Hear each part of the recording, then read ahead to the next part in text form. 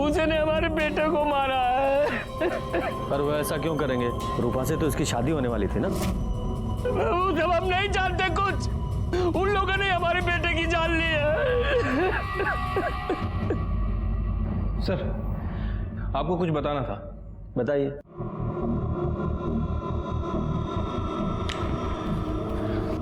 Sir, Pawan Singh के पास जो mobile phone था और उसके अंदर जो सिम था वो पवन के नाम रजिस्टर्ड नहीं था, बल्कि अखिलेश के नाम रजिस्टर्ड। और सर, ये सिम एक दिन पहले ही खरीदा गया। पवन सिंह इस सिम से एक नए नंबर पे बात कर रहा था और जब मैंने इस नंबर की इंक्वायरी की तो पता चला कि ये नंबर भी एक दिन पहले ही खरीदा गया। और सर, ये नंबर भी अखिलेश के नाम रजिस्टर्ड है। ये दोनों सिम को एक ही दुकान से खरीदा गया था और वो भी अखिलेश नहीं खरीदे थे। जिस दिन मर्डर हुआ उस दिन पता चला है कि ये दोनों ही सिम एक साथ ट्रेवल कर रहे थे। इनमें से एक सिम की लोकेशन रूपा के घर के आसपास की है और ये दूसरा सिम नेक्स्ट डे जाके कटियार में बंद हुआ। ये दो नए सिम का क्या चक्कर है? कुलजा सिम खेल रहे हो? हमें कुछ नहीं पता सर। हम बताते हैं। पवन को रूपा के अफेयर के बारे में पता चल गया। उसने तुम्हें भी बताया, तुम्हें भी गुस्सा आया और तुमने और पवन ने दोनों ने मिलकर रूपा का रेप किया, उसे मार डाला और बाद में तुम्हारा और पवन का झगड़ा हुआ तो तुमने पवन को भी मार दिया। नहीं सर, ऐसा कुछ नहीं हुआ था।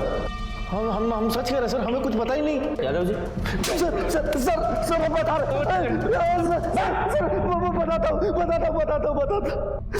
बताता हूँ सर। अबे बता काहे नहीं रहे हो तुम? ये सिम कार्ड काहे मंगाया हो हमसे? कहाँ जा रहे हो तुम? कल शादी है ना तुम्हारी? वो हम रूपा को भगा कर शादी कर रहे हैं। अबे पगला गए हो कहा? हाँ, बताओ ना क्या हुआ है। अरे वो सब हम तुमको आकर बताएंगे, तुम चिंता मत करो हमारी। अरे ऐसे चिंता मत करो, बताओ पहले हमको क्या हुआ है। वो हम पुष्पिंदर से कहकर अपना ऑफिस बेच दिए। देखो, ये बात पुष्पिंदर को, हमें और अब सिर्फ तुम्हें पता है कि 35 लाख कैसे हमारे पास। हम रूपा को अपने से दूर नहीं होने देंगे और अगर ये बात हमारे बाप को पता चल गई ना तो वो हमें जहन्नुम से भी ढूंढ निकालेगा। इसलिए हम अपना फ़ोन बंद कर देंगे और इस नंबर से तुमको फ़ोन करेंगे, समझे? ऐसा हुआ था या फिर ऐसा हुआ तुम दोनों यहाँ अररिया आए, तुम लोगों ने रूपा का रेप किया और दोनों ने मिलकर रूपा को मार डाला और क्योंकि तुम्हें पता था कि पवन के पास इतना सारा कैश है, उसके लालच में तुमने पवन को भी मार दिया और वो पैसा लेकर भाग गए। नहीं सर, नहीं ऐसा कुछ भी नहीं हुआ था सर। यादव जी, ये इतनी आसानी से नहीं बोलेगा। इसे अपने स्टाइल में पूछते रहो और इसका और पवन का डीएनए रूपा के ऊपर मिले सीमेंट के डीएनए से मैच कराओ। सर, ये पवन और अखिलेश की डीएनए रिपोर्ट आ गई है। सर, उन दोनों ने ही रूपा के साथ रेप नहीं किया था। क्या? तो फिर कौन हो सकता है? ये सब भी ना एक पहेली की तरह हो गया है। ये रूपा और पवन की शादी होने वाली थी और रूपा अपनी शादी से एक रात पहले घर से भाग गई थी और उसी दिन वो पवन भी पूर्णिया से अररिया आ रहा था। ये रूपा का मर्डर यहाँ अररिया में हुआ और हमें पवन की लाश पूर्णिया में मिली। ये भले ही पवन ने रूपा का मर्डर ना किया हो, लेकिन वो कारण हो सकता है। याद है ना वो बस कंडक्टर, उसने कहा था कि पवन के पीछे 2 गुंडे लगे हुए थे। हो सकता है वो 2 गुंडे पवन के पीछे पीछे रूपा तक पहुंच गए हो, उन्होंने रूपा को मारा हो, बाद में पवन को भी मार दिया। यादव जी, ये पवन के पास 35 लाख रुपए थे और ये बात सिर्फ 2 लोगों को पता थी। एक उसका दोस्त अखिलेश और दूसरा वो ब्रोकर पुष्पिंदर जिसने उसका ऑफिस बिकवाया था। एक काम करो, इन दोनों की कॉल रिकॉर्ड्स खंगालो, देखो कोई सस्पेक्ट मिलता है क्या।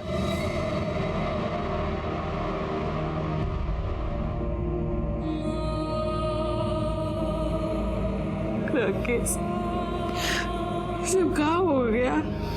क्या सोचे थे?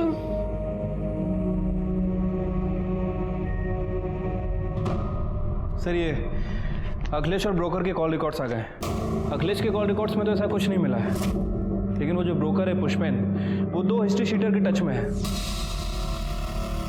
साहब, हम कुछ भी नहीं किए साहब। सीधे सीधे सच्चाई बता दो। वैसे तुम्हारे इन लफंडरों ने हमें बता ही दिया। सब बताता हूँ। वो जो पवन है ना, वो शादी के लिए बहुत परेशान था साहब। मतलब मरा जा रहा था एकदम, लेकिन उसका शादी बार बार टूट रहा था साहब। और एक बार वो हमारे पास भी आया था ये जानने के लिए उसका शादी काहे टूट रहा है। अरे बताइए ना, आखिर बात का है, काहे रिश्ता टूट रहा है बार बार हमारा? गलती तुम्हारा नहीं है पवन बाबू, गलती तुम्हारे बाप का है।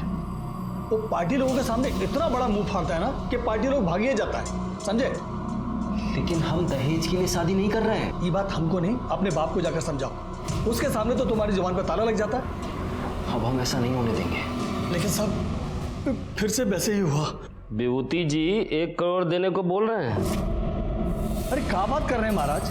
पवन का शादी रूपा से तय कर दिया है ना। वो तो आपको 25 लाख रुपए एडवांस भी दे चुका है शादी के लिए। अरे तो हम बारात लेके जाएंगे, लेकिन दुल्हन नहीं लाएंगे। मतलब? उठ कर चले आएंगे, कुछ भी बोल देंगे। लड़की में खोट है, आंख टेढ़ी है, मुंह बिचका हुआ है। पापा देखिए पापा, आप ऐसा नहीं कर सकते। हम रूपा को पसंद करते हैं और उसी से शादी करेंगे। ए बेटा, तुम्हारे पढ़ाई लिखाई में कितना खर्चा किए मालूम है ना तुमको? इतना शानदार ऑफिस खुलवा के दिया इसको। तुम्हारी शादी कब होगी, किससे होगी, ये हम डिसाइड करेंगे। हम। पवन बहुत परेशान था। वो हमको 3 लाख रुपया दिया था उसका ऑफिस बिकवाने के लिए, तो हम बिकवा दिया साहब। लेकिन साहब बाद में हमारे मन में बहुत लालच आ गया। वो 35 लाख रुपया भी हमको चाहिए था साहब। अब इसलिए हम पवन के पीछे गुंडे लगा दिए साहब। और तुम्हारे इन गुंडों ने पवन का पीछा किया, पहले रूपा का रेप किया, उसे मार डाला, फिर पवन के पैसे छीने और उसे भी मार दिया। और इस सब में तुम भी शामिल हो। अरे नहीं साहब, ये हम कुछ नहीं किए। हम सच बोल रहे साहब। दरोगा जी, हमारे बेटे के खूनी का कुछ पता चला? वही पता करना है। आप अपने बेटे की शादी रूपा से तोड़ना चाहते थे ना? नहीं, कई बार पहले भी दहेज के लालच में आप अपने बेटे की शादी तोड़ चुके थे। जब आपको पता चला कि आपका बेटा अपना ऑफिस बेचकर रूपा के साथ भागकर शादी करने की प्लानिंग कर रहा है, तो आप वहां गए, आपने रूपा का रेप किया और उसे मार दिया, और बाद में अपने बेटे को लेकर यहाँ पूर्णिया में आ गए। फिर आपका बेटे से झगड़ा हुआ तो उसे भी मार दिया। आपका दिमाग खराब हो गया है? हमने दहेज मांगा, कोई नई बात नहीं है इसमें। पूरी दुनिया करती है, आपको पता है, दूल्हा बिकता है। हमने अपने बेटे की पढ़ाई पे इतना खर्च किया, तो वसूलने का हक तो था ना हमारा? बिल्कुल भी नहीं।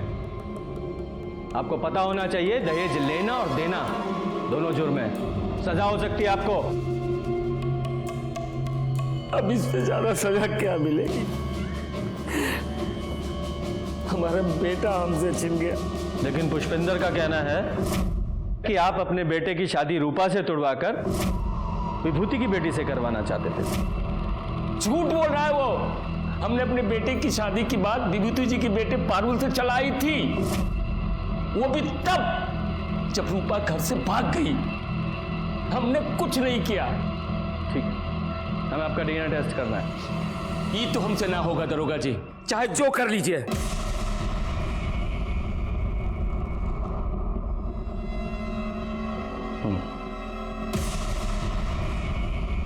यादव सर, मुझे इसकी एक एक डिटेल्स चाहिए। ठीक है सर। आपकी बेटी की शादी पवन से होने वाली थी ना? जी। लेकिन पवन तो रूपा से शादी कर रहा था, फिर आप रिश्ता लेकर क्यों गए? जब तक सामान बिक न जाए वो किसी का नहीं होता साहब। हमने रूपा के घर वालों से अधिक बोली लगाई थी, वो इसलिए कि लड़का अच्छा था और इंजीनियर भी था। पर पारुल का रिश्ता पवन के साथ एक बार पहले भी टूट चुका था ना? पारुल पवन को पसंद करने लगी थी, इसलिए मान गए, और उन्होंने जो दहेज मांगा हम देने को तैयार हो गए। आप जैसे बेटी वाले जब तक दहेज देते रहेंगे, बेटे वाले लेते रहेंगे। इस सामाजिक कुरीति में आप भी उनका साथ दे रहे थे। बेटी की खुशी के लिए करना पड़ता है सर।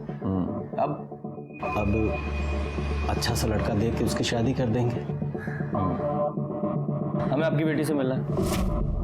वो अपनी नानी के यहाँ गई है, बहुत दुखी थी बेचारी, पवन को पसंद करती थी, बल्कि यूं कहें कि मन ही मन वो पवन को अपना पति मान चुकी थी, पर शायद भगवान को ही रिश्ता मंजूर नहीं था साहब। ठीक है, आप पारुल की नानी का एड्रेस दीजिए, हम वहीं जाकर उससे मिल लेंगे। कैसी बात कर रहे हैं सर?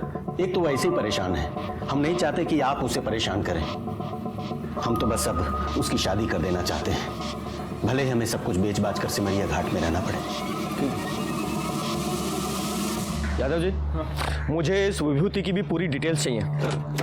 सर, प्रजापति के कॉल रिकॉर्ड चेक किए हैं, लेकिन कुछ सस्पिशियस नहीं मिला है। बस नॉर्मल लोगों से ही बात करता है। और ये रूपा की बॉडी पे जो सीमेन मिला था, उसका डीएनए ना तो पुष्पेन से मैच करता है और ना ही उसके आदमियों से।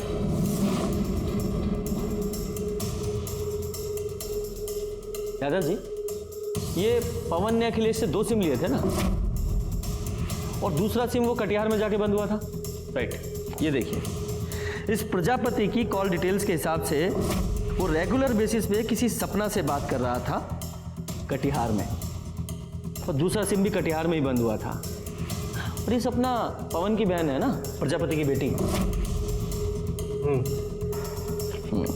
एक काम कीजिए, इस सपना की लोकेशन को इस अखिलेश के दूसरे सिम से मिलाकर देखिए और सपना को बुलाइए। सर, हमें नहीं पता कि आप क्या कह रहे हैं। हम तो कटिहार में हॉस्टल में रहते हैं, पढ़ते हैं सर वहाँ। मैं समझाता हूँ सीधे शब्दों में। पवन ने अखिलेश से 2 नए सिम खरीदवाए, एक खुद लिया और दूसरा तुम्हें दिया। ये देखो, तुम्हारी सारी फोन डिटेल्स और तुम्हारे मोबाइल लोकेशन के हिसाब से उस रात तुम यहाँ अररिया आई थी। इतना तो हमें पता है। अब इसके आगे की कहानी तुम बताओ डिटेल में। सर, वो हम उस दिन कौन है?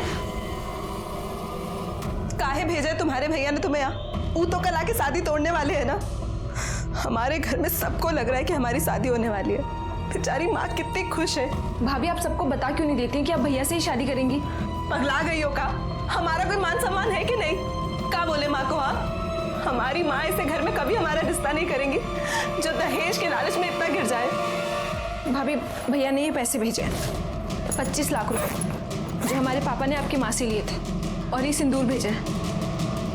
भैया आपको भगा करके शादी करना चाहते हैं। अगर आपकी हाँ है ना, तो अपनी मांग में ये भैया के नाम का सिंदूर लगा लीजिए।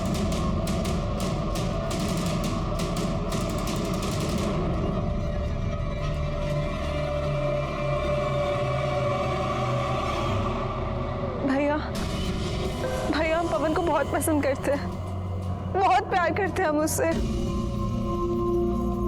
पता है हमें, सपना ने हमें सब कुछ बता दिया है। हम तुम्हारा साथ देने के लिए तैयार हैं। अरे भाई है तुम्हारे साथ कुछ बुरा थोड़ी होने देंगे। थैंक यू भैया।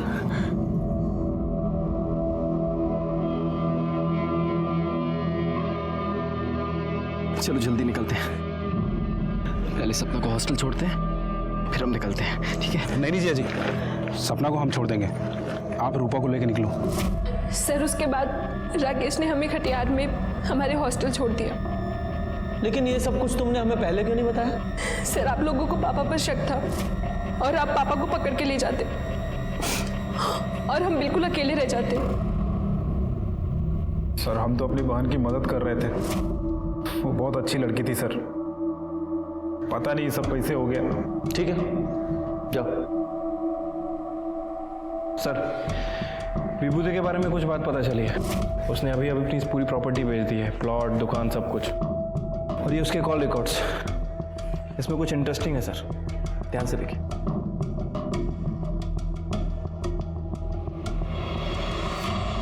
पानी पिएंगे आप?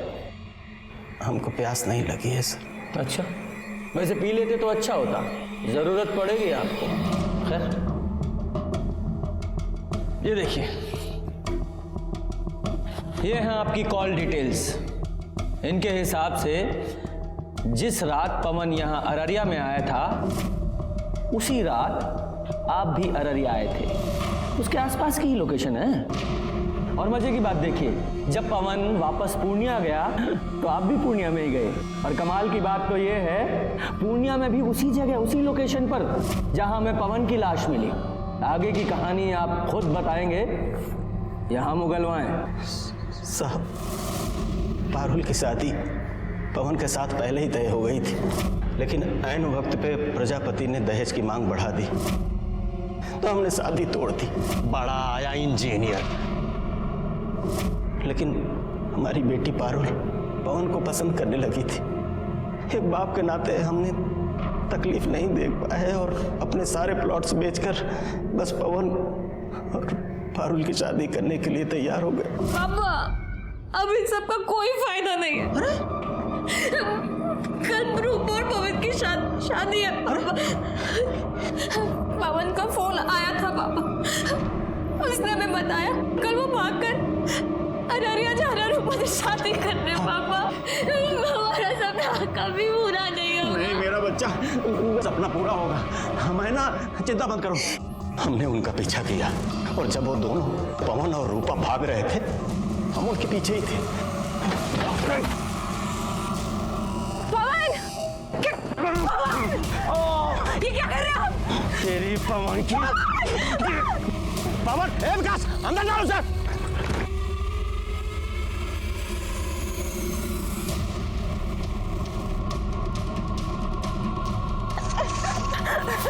छोड़ दो, छोड़ दे, छोड़ दे। हाँ? हमें अपनी बेटी का सपना पूरा करना था साहब।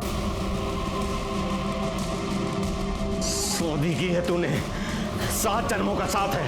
अब अगला जन्म भी इसके साथ ही लेना, क्योंकि हम तुम्हें दफनाने वाले हैं, वो भी जिंदा। पारुल,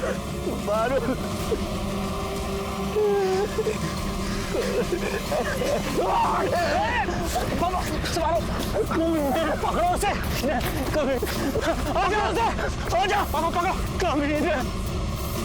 हम तो मारना चाहते थे उन्हें, लेकिन मार नहीं पाए। हम आपकी बात क्यों माने? जो सच था हमने बता दिया।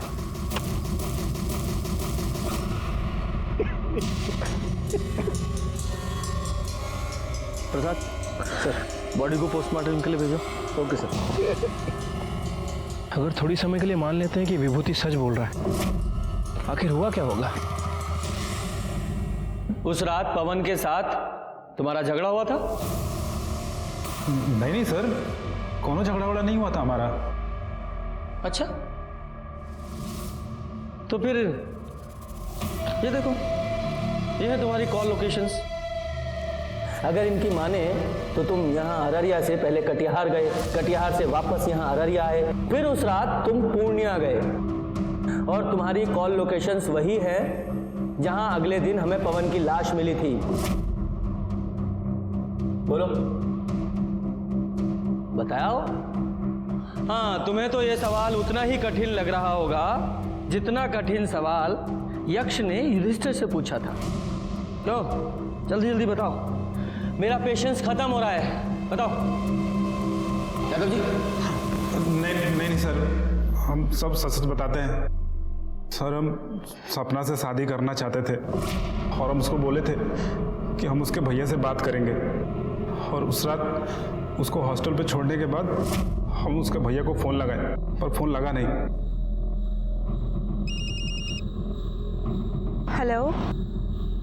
अरे आगे ना ज्यादा नीति शास्त्र का लेक्चर मत छाड़ो। 10वीं तक तो लड़क लड़क के पास हुए हो।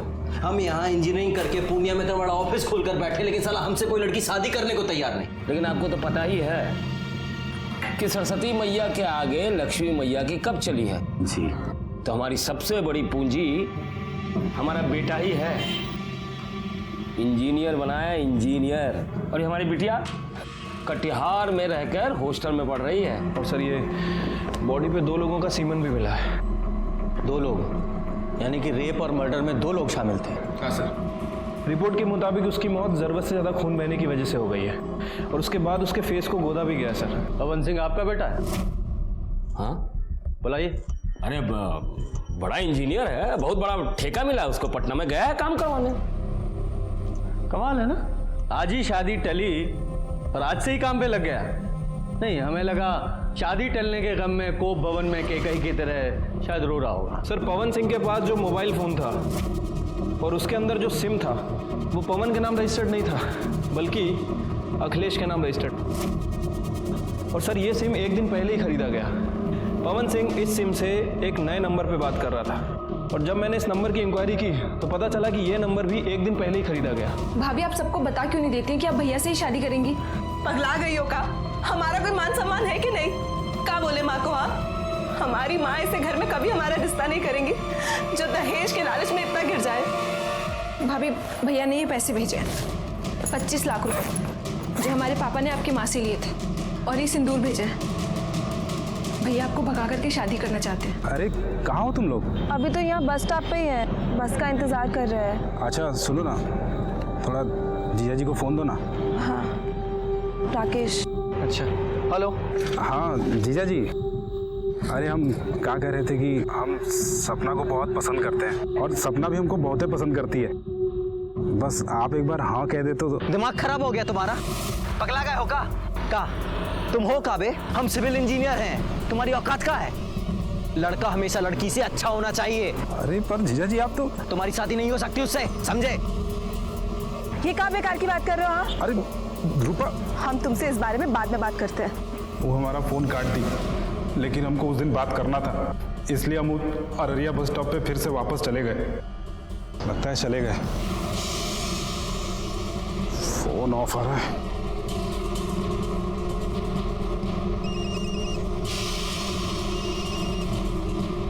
रूपा के फ़ोन के लिए?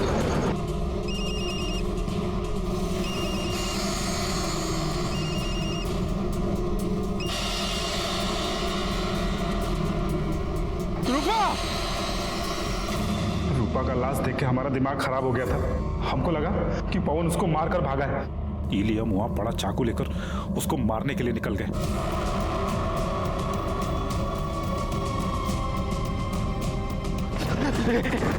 अरे राकेश राकेश राकेश, हमको बचा लो, वो लोग मार डालेंगे हमको। राकेश बचा लो हमको। कैसे छोड़ सकते थे उसको हम? पवन ने तुम्हारी बहन को नहीं मारा था, वो तुम्हारी बहन से प्यार करता था। तुम्हारी गलतफहमी और तुम्हारे गुस्से ने एक निर्दोष की जान ले ली और उसकी सजा तुम्हें मिलेगी। पुणे जिले के वडगांव में मनीषा की अपने ही घर पर संदिग्ध हालातों में मौत। मुझे तो सुसाइड का केस लगता है। दूसरी तरफ क्या वैशाली के एक तरफा प्यार ने ली विजय और सविता की जान? और विजय कोई मेरा सगा बेटा नहीं है। या फिर सौतेली माँ काशीबाई का था ये मास्टर प्लान? या फिर कोई संबंध था इन सब का माधवी के साथ होते रहे अत्याचारों से?